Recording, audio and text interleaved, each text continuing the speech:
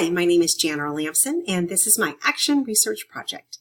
The title is The Investigation of District Standardized Testing in Kindergarten and District Adopted ELA Curriculum Used for Data-Driven Instruction. When thinking about my project and what I wanted to do something that would impact these little guys. I teach kindergarten, and I wanted to do something that would impact my classroom and my teaching. We recently adopted a new ELA curriculum, and we recently, in our district, have a new requirement of standardized testing 4 times a year in kindergarten. This is for all grade levels, which includes kindergarten.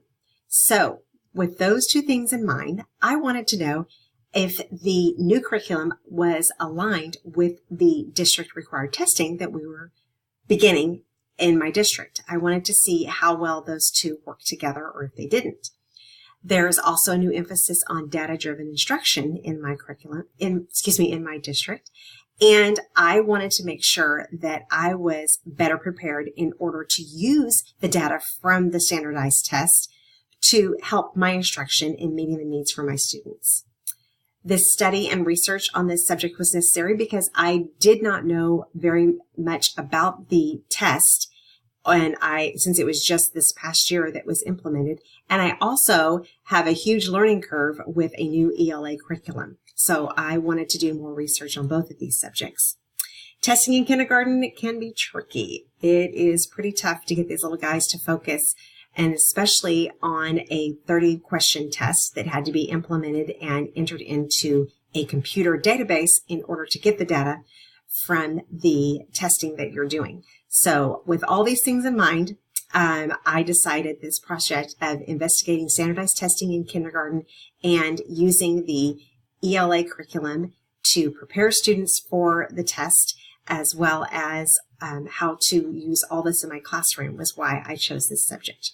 So here is a little snapshot of what testing in kindergarten looks like. All right, kindergartners, today we're going to take a computer assessment. And I know you're going to assess, it's a test. Today we're going to take a computer test that you're going to do. It's a test. It's you're going to show us what you know. Today you're going to show us what. Yes, it will be easier if you just told us, but today you're going to tell us what you know on this computer.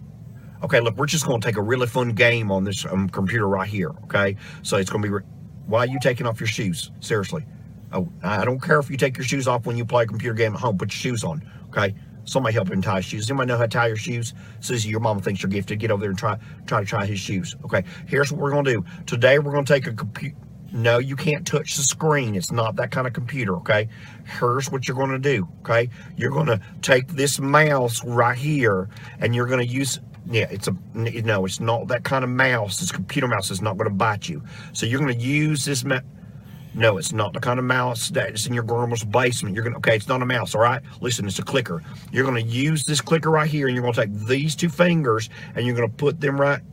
No, that's not what your mama means when she says don't use your middle finger. It says okay to use your middle finger, okay? So you're going to use your... She's not going to take away cartoons if you use, you know what, we're not even going to use our middle finger. We're going to use this right here. We're going to use our pointer finger right here and put it on the, okay, look, it's a clicker, not a mouse, and we're going to use our, okay, I know what you do with that finger, but we're not going to call it that, okay? We're going to click it right here. I don't care if your mama calls it that. We're not going to, okay, look, you're going to use your nose-picking finger on the clicker to take the computer test, all right? So, as you can see, kindergarten testing can be a little bit of a challenge. My research questions, given the questions that I had about standardized testing and curriculum and our new district-required interim test, which is the standardized test. First of all, does our current benchmark advanced curriculum prepare the students for the interim test? And is it guiding my instruction, my practices, as I get the data results? Next, which interim test administration is best to implement the test, and how is that in accuracy and effective use of data? All these things need to be considered. If we're going to test them, then we need to make sure that we're using the data in order to drive instruction and to help the students learn. And finally, do the interim test scores specifically related to the phonics portion reflect the student's knowledge Is because of the benchmark advanced curriculum and intervention, or is it for another reason? Because early literacy skills, phonics skills, are some of the most important things that we teach in kindergarten. So I wanted to make sure that I knew the best practices in order to help the students, and if that was the curriculum or using something different in order to help the students learn. So the literature review was my absolute favorite part of the whole project. I really enjoyed looking at what the experts and the professionals had to say regarding standardized testing in kindergarten and all the different strategies used for the early literacy skills. This quote, "Assessment results can provide practitioners with information for identifying the children most in need of early reading interventions," is by someone who is an advocate of standardized testing. The advocates suggested that the test scores can be used for evaluating teaching strategies and effectiveness of instruction, whereas the critics believe that kindergarten children do not have the mental capacity and skills to show growth, that you cannot do that in just one test, looking at a snapshot of their knowledge by doing one or even 2 or 3 tests, because they are not mature enough to make accurate assessments. But other experts and professionals said that administering standardized tests in kindergarten is important because it provides educators with the necessary information to detect deficits in student knowledge for initiation of early intervention. In order to provide instruction in intervention, you need to know what the students have in the way of knowledge and what they do not have, and that requires testing. This quote, "Students with lower initial literacy knowledge can gain more from the intervention, probably because many of them come from families that provide little support for literacy growth in particular or for cognitive development in general." This speaks to those students that have not been worked with before kindergarten versus the students that have been helped by parents before they come to kindergarten. There is a huge gap between those two groups.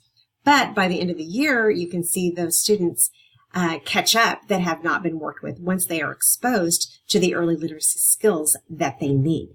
And this can be done by testing at the beginning of the year to see what interventions those kids need.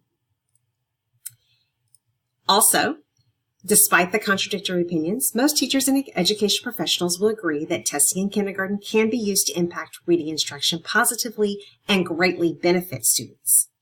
The assessments should be designed to examine student comprehension of reading concepts and skills. And when assessment and instruction are linked, teachers can identify whatever it is that may be impeding student progress. You cannot know what your students need unless you test them to figure out exactly what they already know and what they don't know. Our district, in particular, is using this book, Driven by Data, and teachers are following these steps for using data successfully.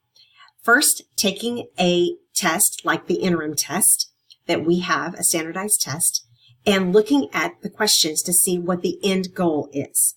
Then building in-class assessments before teaching the unit so that you can test your students as you are going through the unit and they are learning the standards. And then planning your lessons to meet the rigor of that assessment. Districts are trying to integrate curriculum and assessments to help teachers meet the standards required and provide necessary data for quality lesson planning and student placement. So our district is using Illuminate Education, their interim tests, to help teachers assess and link data to instruction.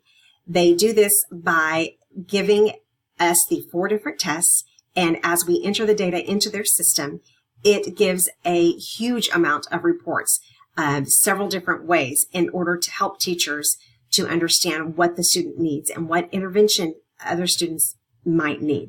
It has reports for everything according to the questions from populations. You can look at ELD. There are all kinds of things that you can do with this data from Illuminate Education. So my methodology for my project, first the participants and implementation. The interim test was given district-wide, and this is for the assessment of early literacy skills as encased comprehension, vocabulary, and phonics skills. And I spoke to people from 5 different schools looking at their interim tests for their classroom one academic coach and a kindergarten teacher. Academic coach works with all grades, whereas a kindergarten teacher, I was looking at that classroom data. And the academic coach also looked at that data for them and interviewed them regarding their opinion of the test and how it relates to Benchmark Advance. And the implementation varied at each school site. So because of that, I decided to do a social media poll to see how the test was implemented throughout the whole district.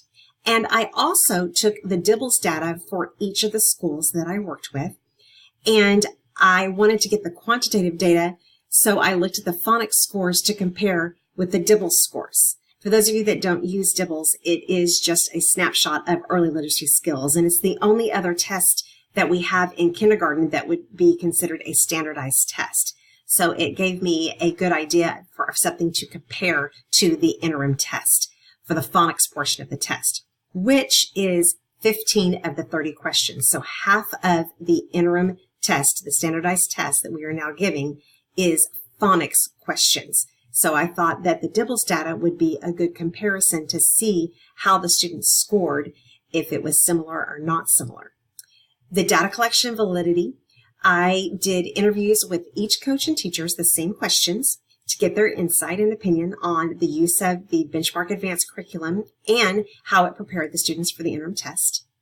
The 3 areas of the test, comprehension, vocabulary, and phonics scores, were discussed with each individual regarding a high-scoring question and a low-scoring question, not for individual students, but for the class as a whole, using the interim data.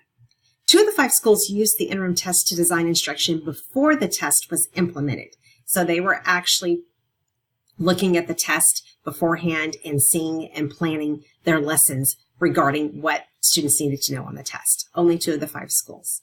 Many teachers use supplemental curriculum for the instruction, so that's also may skew the data or the comparison because different curriculums were used to prepare the students.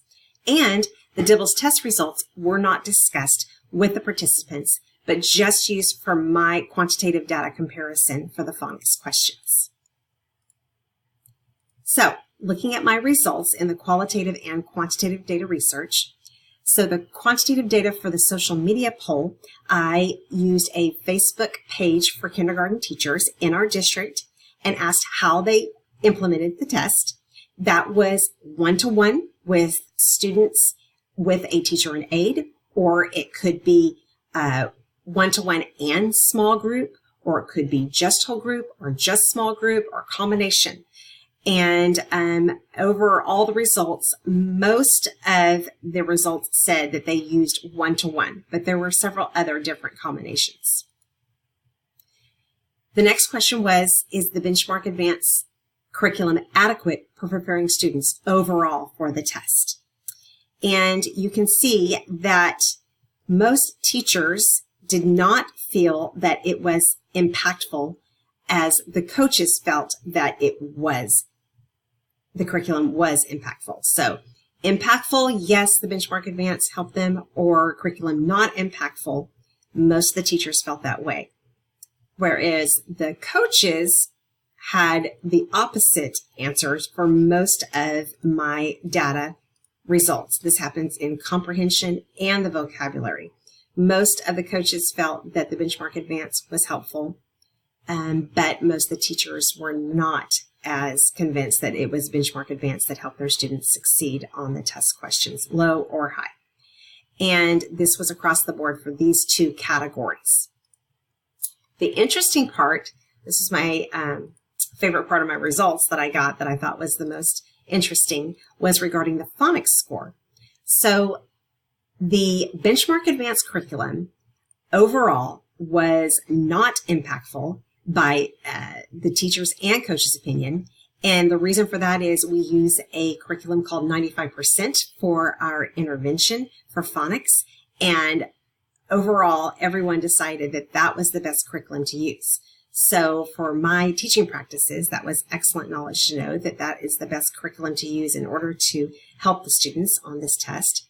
And then I looked at the DIBELS data and the interim data and compared the 2. And so you can see that the outside ring is the interim phonics data for those 15 questions, and the inside is the DIBELS data. Now, since we're testing the same kids on the same skills, you would think that these scores would be very similar, but they weren't. They were kind of all over the board.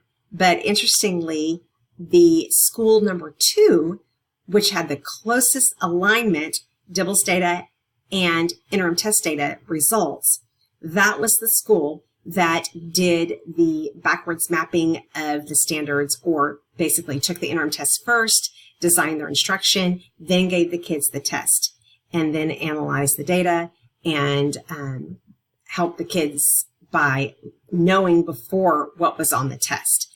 And their ring, those 2 rings, were lined up the best. So I feel like their targeted instruction and their data-driven instruction is what really helped those students. And the results showed that by looking at both the DIBELS and the interim test data, seeing that they are very similar, the same.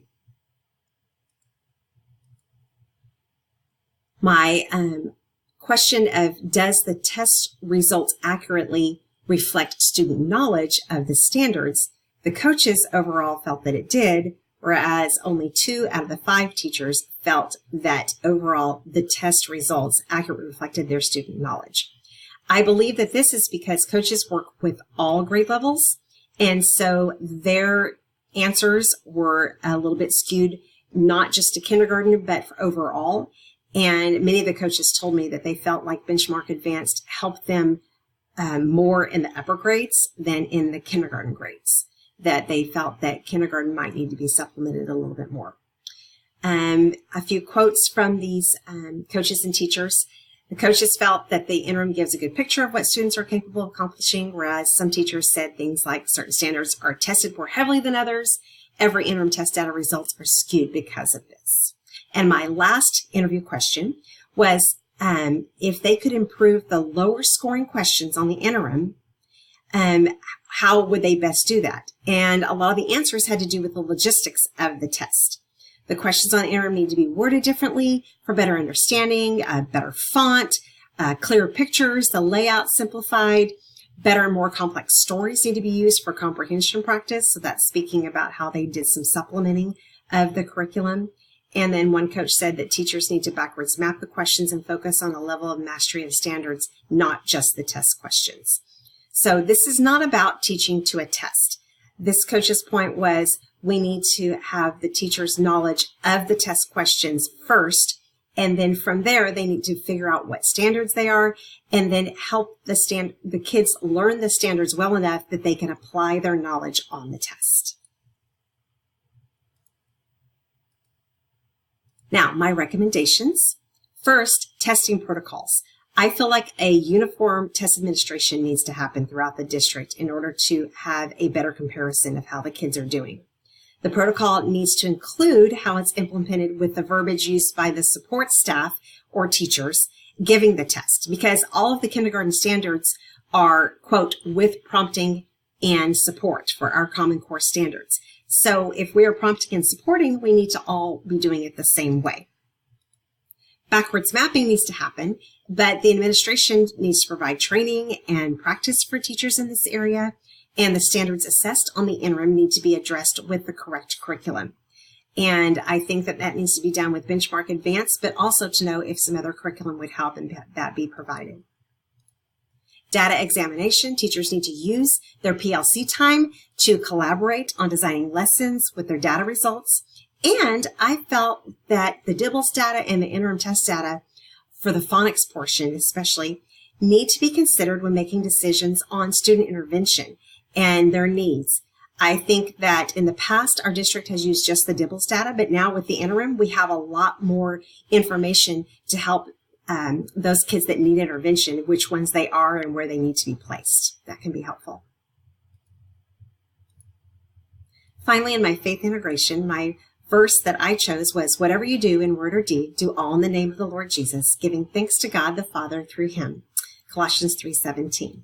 And the reason I chose this is because what spoke to me most about Brené Brown's book was when she spoke about perfectionism. And she said perfectionism is critical to laying down the shield and picking up her life. That was my favorite quote of the book. And through these guideposts, I felt that the author taught me to disconnect from achieving my best to giving my best, that's where compassion with myself must begin and my wholehearted life can begin. There is a difference in trying to do your best and being satisfied with your achievement versus trying your best and feeling like you failed. My goal here on this earth is not to be perfect, but to know that one day I will be perfect with Christ in heaven. Only God can see my heart and knows if my efforts are genuine, and his evaluation of my work is what really matters in this life. I know God used a lot of imperfect people in the Bible to do his work on this earth, and I will continue to strive to be one of those people as I serve him. And I'm going to leave you with this little cartoon. Thank you very much for watching.